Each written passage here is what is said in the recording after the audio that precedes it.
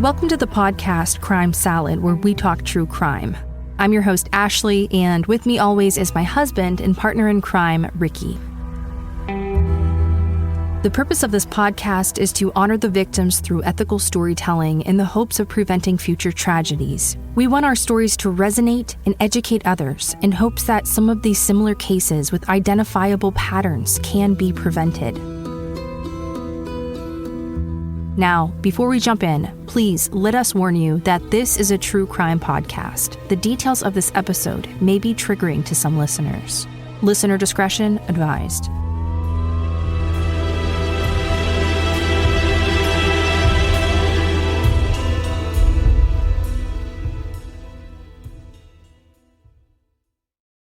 In today's case, we are going to highlight one woman's desperate attempt to leave an abusive relationship and the failures of the criminal justice system to protect her, despite her best efforts.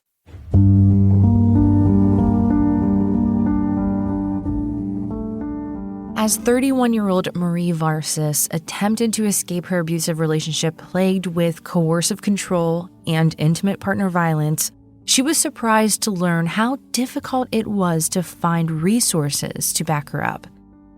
And as consumers of true crime content, by now we all know that the most dangerous step anyone can take in an abusive relationship is when the abused tries to leave.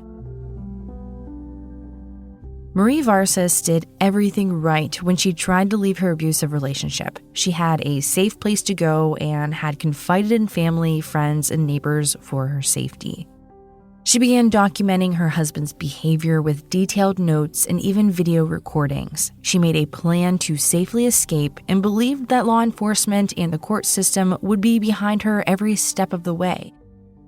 She couldn't have been more wrong.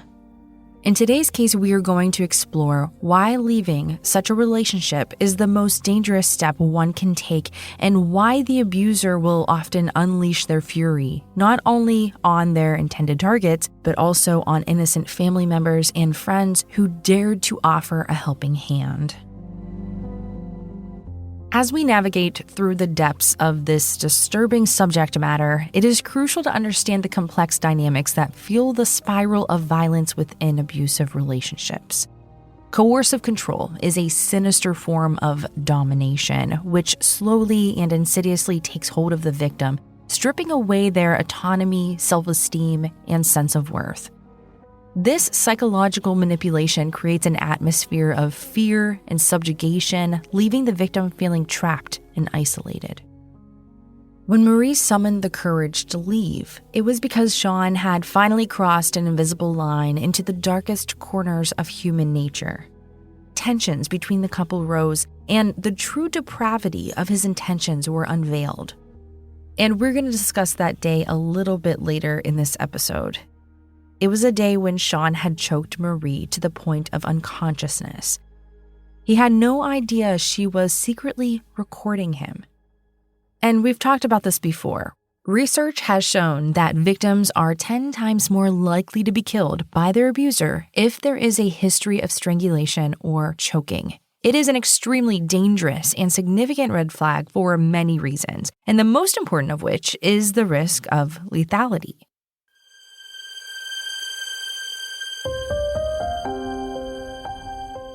Choking and strangulation is a highly lethal act and a strong predictor of future violence.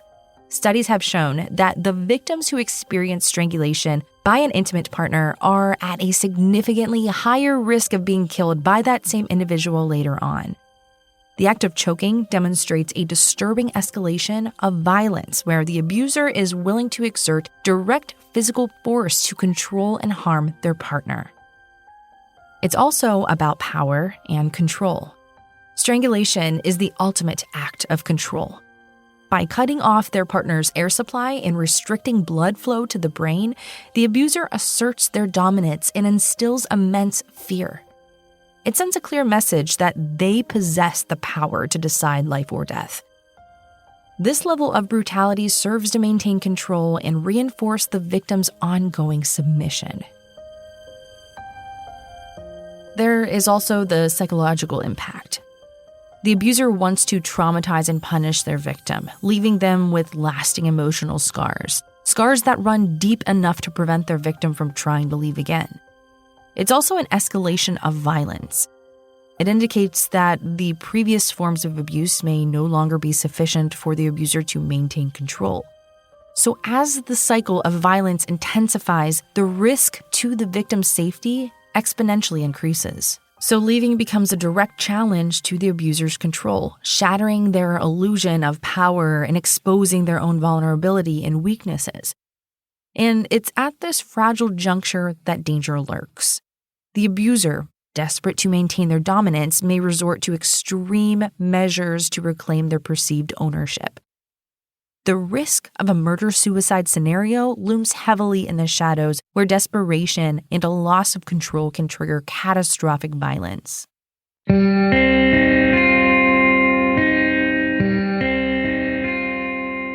Now, in 2006, when 23-year-old Shaun Varsos met 18-year-old Marie, she was a senior in high school, and they both worked together at a movie theater and began dating almost immediately.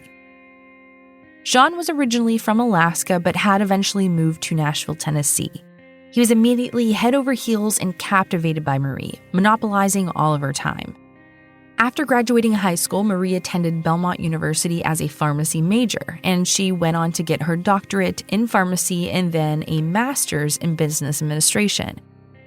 The entire time she worked at Walgreens, working her way up from a pharmacy assistant to a pharmacist, and finally the manager of the pharmacy department.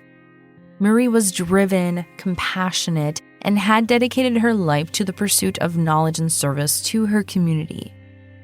With her sights set on becoming a pharmacist, she embarked on a journey of education and selflessness that would profoundly impact those around her. Marie was constantly setting goals and attaining them. And throughout her studies, Marie displayed a remarkable dedication to her chosen field. She immersed herself in the intricacies of pharmaceutical science, diligently working towards her goal of becoming a pharmacy manager. Her commitment to excellence and the pursuit of knowledge set her apart, earning her the respect and admiration of her peers and mentors. But Marie's impact extended far beyond the walls of academic institutions. She selflessly volunteered her time and skill in various other capacities, seeking opportunities to make a positive impact wherever she could.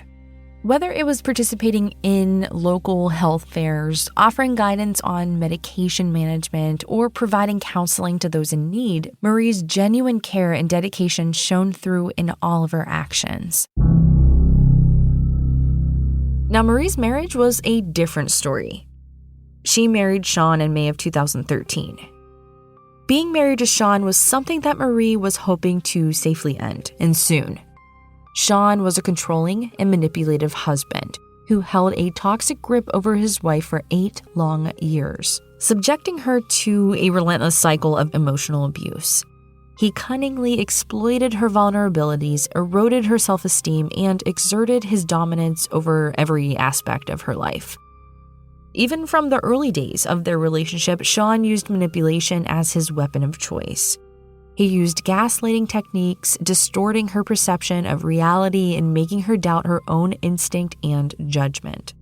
And with precision, he isolated her from her friends and family, ensuring that he held complete control over her social interactions and support network. Shaun's manipulation extended to every corner of their lives. He dictated what she wore, who she spoke to, and where she went, using these forms of control to reinforce his dominance and undermine her sense of autonomy. And his belittling remarks and derogatory comments were occurring daily, chipping away at her self-worth and creating a dependency on his approval.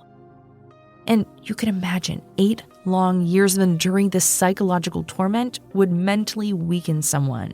Well, Marie summoned the strength to break free from the crutches of his manipulation, which would be extremely hard to do. Filing for divorce on the grounds of inappropriate marital conduct, she made a courageous decision to reclaim her life and escape the suffocating atmosphere he had imposed on her. However, Shaun's response to her newfound independence was far from expected. Rather than accepting the dissolution of their relationship, he unleashed a torrent of threats and violence. His anger and desperation drove him to issue chilling ultimatums threatening not only to end his own life, but also to harm her and anyone who supported her decisions to leave him. Marie and Shaun officially separated in January of 2021, but Shaun was sure that through his continued manipulation and pretend vows of personal change, that he could manipulate her back into his possession. And when that didn't work, he used the only control that he still had, the 2 dogs the couple shared. But Marie was smart. She knew that she couldn't trust Shaun and began documenting his threats of violence and controlling behavior. She began taking extensive notes on her computer, and on some occasions when it was possible, she would record Shaun's escalating behavior on her phone. On March of 2021, Marie officially filed for divorce. And a few days after filing for divorce, Marie arranged with Shaun to come by their former home and pick up her 2 dogs. Since their separation, they were sharing custody of the dogs. It was the last thread of control that Shaun could exert over Marie. It also forced her to see him in person for the exchange. So basically, he was using the dogs as bait to lure her back in his possession. The exchange between Shaun and Marie was supposed to take place in the early evening. After Marie arrived at her old home, some of her friends and coworkers began receiving strange text messages from her.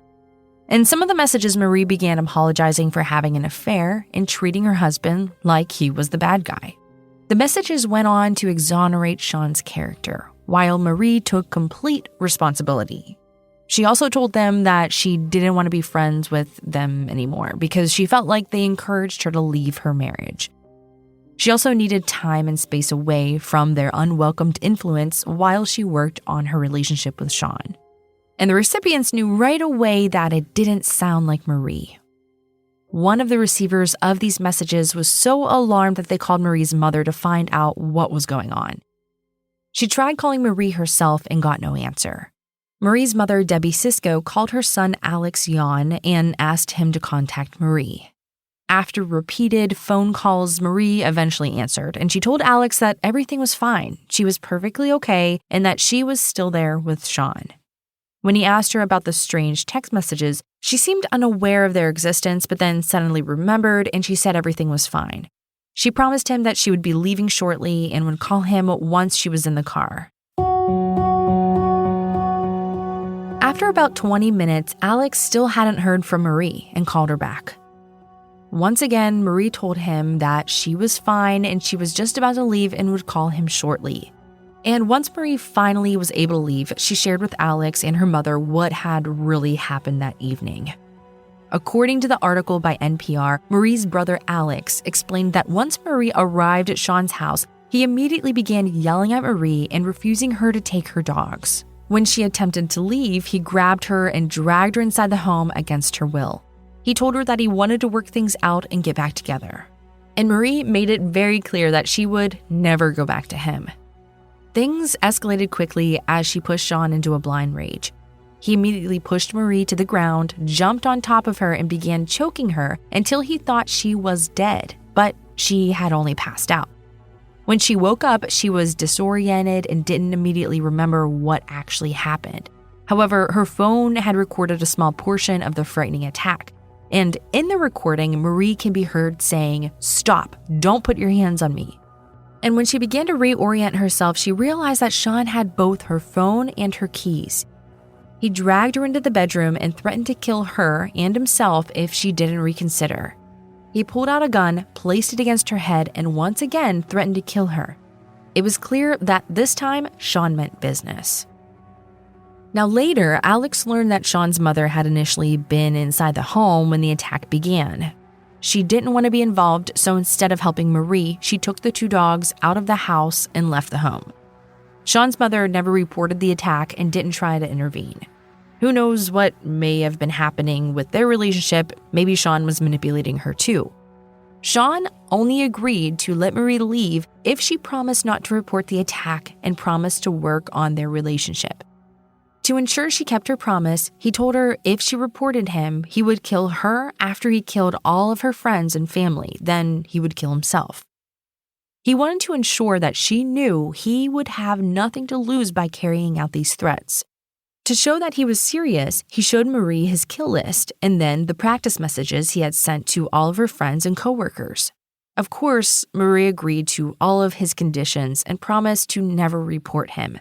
But these were promises she had no intention of keeping.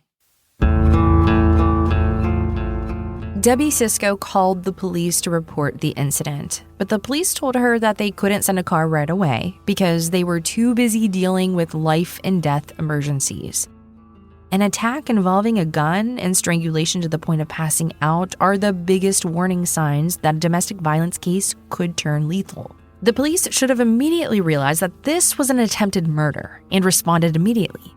The dispatcher told Marie, quote, "They're working on getting out there to you. There is just nobody in the precinct right now. So what's going to happen is a patrol car is going to free up from whatever they're doing to come to you.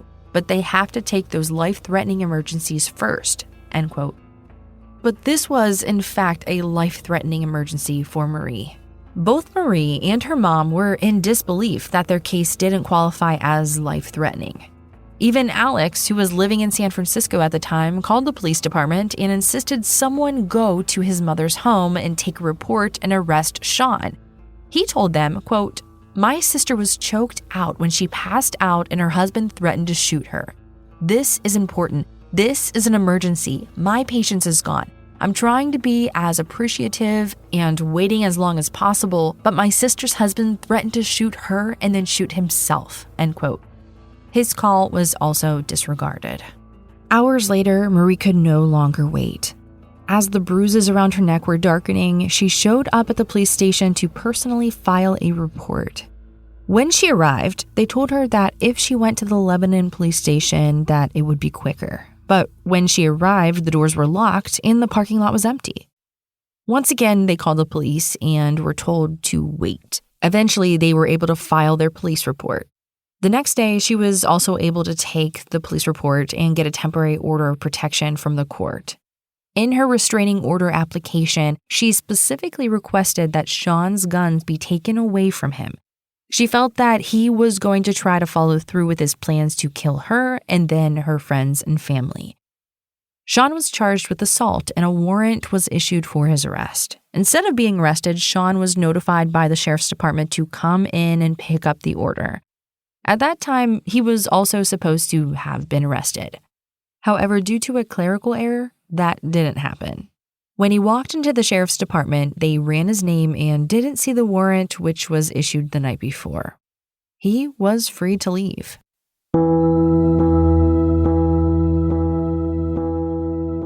It was only after Marie notified law enforcement herself of Shaun's location that he was finally taken into police custody. And later, the district attorney's office would state that this has been a regular issue where the sheriff's department and the Metro Police Department don't communicate with each other or know what the other office was doing. It has resulted in numerous felons falling through the cracks of the justice system. After this case, the sheriff's department implemented an extra process to notify the police department in case of domestic violence like Marie's case. It was too little, too late to help Marie. Now, just when you think, well, mistakes happen, the sheriff's department made another mistake. They accidentally released Shaun early, but they weren't done making mistakes. Marie had signed up to be notified in the event of Shaun's release. She knew she wouldn't be safe and she wanted to be on her guard. But Marie was never notified by the state's victim notification system. A sheriff deputy had failed to follow through in notifying her. As a result, he was later disciplined for this oversight. Internal records show that Marie tried to bring this error to their attention, and she called them and told them, quote, "I never got a notification or a missed call or anything that happened, so I just want to make sure my contact information was correct," end quote. And that was made in a recorded after-hours message to a non-emergency line a few days after the attack. Because Shaun was the subject of a domestic violence restraining order, Shaun was ordered to give up all of his guns. Tennessee has no method to enforce this requirement. Part of the problem is that someone who has been ordered to turn in their guns can give them to a licensed firearms dealer, law enforcement, or they can have them held by a third party such as a friend or relative. In Shaun's case, he told law enforcement that his father would hold onto the guns for him. Shockingly, this is on the honor system. The entire purpose of the provision to turn over firearms in cases of domestic violence restraining orders is to reduce the risk of further or escalated violence. The prohibition of firearm possession for individuals with domestic violence restraining orders stems from federal and state laws. The federal law, known as the Lautenberg Amendment, prohibits anyone convicted of domestic violence from possessing firearms. Many states, like Tennessee, have other specific laws that restrict firearm possession for individuals subject to a domestic violence restraining order. Clearly, allowing Shaun to pretend to hand over the firearms to his father was another failure by law enforcement. In Nashville, nearly half of subjects in domestic violence homicides were supposed to be prohibited from having access to guns. In fact, Tennessee has one of the highest rates of women killed by men due to domestic violence. It ranks 10th in the nation. Certainly not something you would want your state to be known for.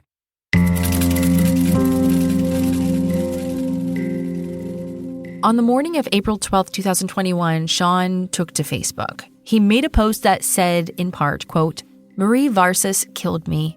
She lied to me and destroyed me. This is my dying declaration. She broke into our formerly shared home and tried to grab her gun after making me feel incredibly threatened. It escalated things to a terrible confrontation. She had an emotional affair at the very least with one of her employees who was almost a decade younger than her, and she became completely infatuated with her. Lying to me about where she was spending the night and who she was with, she gaslit me for months about this affair and her communication with her mistress. She stole opiates from her work for me, but not at my request. I heavily chastised her for it and told her to never do it again. I didn't snap and go after random people. I went after the person who tried to kill me, and when she failed at driving me to suicide and tried to destroy my life in every other meaningful way. It is my sincere opinion that this was justice, but I paid for my justice with my life. I'm so sorry I failed so many of you. My mom has my suicide note if you care to read it. May you all find the peace and happiness I was denied," end quote. It's clear that he wanted to assassinate her character before assassinating her in real life. Then he went on to say that he was the real victim of Marie and her lies and emotional manipulation. He disparaged her family at being untrustworthy and complicit in Marie's lies. That's ironic because it was his family who pretended to have his guns and left his home after he began assaulting Marie. He believed that Marie gave him false hope and betrayed her vows when she filed for divorce. In his mind, Marie wasn't a separate person with autonomy and the right to leave him. She was nothing more than a possession, and her justifiable sentence for choosing to leave him was going to be death. He alleged he could no longer live with Marie's abuse, nor could he stand by and watch his abuser go free to live a happy life without him. She had to be punished for driving him to suicide. After his Facebook post, he took his gun, the one that he wasn't supposed to have, battery acid, and zip ties to Marie's mom's house. He also had a taser, gasoline, and duct tape. Overwhelmed by a potent mix of anger, resentment, and a sense of losing control, Shaun committed a series of unimaginable acts of violence. That morning when Alex Yon saw Shaun's Facebook post, he immediately panicked. He began calling both his mom and sister to make sure that Marie was safe. When he couldn't get a hold of them, he began calling his mom's boyfriend. He told the boyfriend about Shaun's suicide note and asked if things were okay, and he learned that they were not okay. That morning, Shaun rented a car and drove over to Marie's mom's house with his torture and kill kit. And he parked across the street and waited for 45 minutes before summoning the courage to complete his plan. It was shortly before 8 a.m. when Marie exited the front door to go to work, and when she saw Shaun coming towards her, she ran back inside the house and locked the door. But Shaun chased after her with his deadly intent. Alex believes that Shaun's original plan was to kidnap Marie, but his plan was ruined when Marie spotted him first. Once Marie locked the door, her mother, Debbie, called 911 and they retrieved their own guns for protection. While they were waiting for Shaun to break through the front door, he broke through the back door, surprising them. This caused Debbie and Marie to run out the front door to escape him. They made it a few houses over before Shaun caught up with them, shooting Debbie in the back first and killing her instantly. Realizing her mother had been shot, Marie took up a defense position and began shooting back at Shaun while yelling for help from the neighbors. Marie shot Shaun 3 times, but none of the shots were fatal. With his plan foiled and wounded himself, he had to settle for shooting Marie. His one shot to Marie was fatal. After killing both women, he went back to his rental car and, despite being shot 3 times, was able to drive himself towards his house. He pulled over and shot himself fatally in the head, ending his own miserable life. Why do the perpetrators extend their wrath beyond their intended target? Why do they lash out at innocent family members and friends who lend support to their partner's escape? The answer lies in the twisted logic of power and possession. In their warped worldview, the abuser perceives any form of assistance as betrayal, a direct affront to their authority. By striking out at those who dare to help their partner, they seek their control even in their ultimate act of desperation. It is crucial for victims, their loved ones, and professionals in the field of domestic violence to understand the significance of strangulation as a red flag for increased danger. If you or someone you know is experiencing or has experienced this form of violence, it is essential to seek immediate help from law enforcement, support services, or helplines specializing in domestic violence. Your safety is number one, and there are resources available to provide support and guidance. In 2022, Alex took everything he learned from his sister's case and brought it to the state capitol in Tennessee. He said, quote, "I wanted to make sure that no family had to endure what we had to go through." With the help of a local legislator, Alex was able to get 4 bills written, but because of the concerns about expenses or coordination required to implement the new laws, only one of them became a law. It requires more communication between sheriff's offices and the police. Alex said, while it's a small move in the right direction, it's still not enough to save lives. Alex stated, quote, "For them, they view it as one thing that went wrong with their agency. But coupled together, there are like 8 things that went wrong for this person that is dealing with the government to try to get the help that they needed." Alex plans to return to the state capitol in Tennessee from his home in California as many times as it takes to close the gaps that his sister and his mother fell through. His fight for justice is ongoing. The National Domestic Violence Hotline can be reached 24/7 at 800-799-7233 or by text at 88788.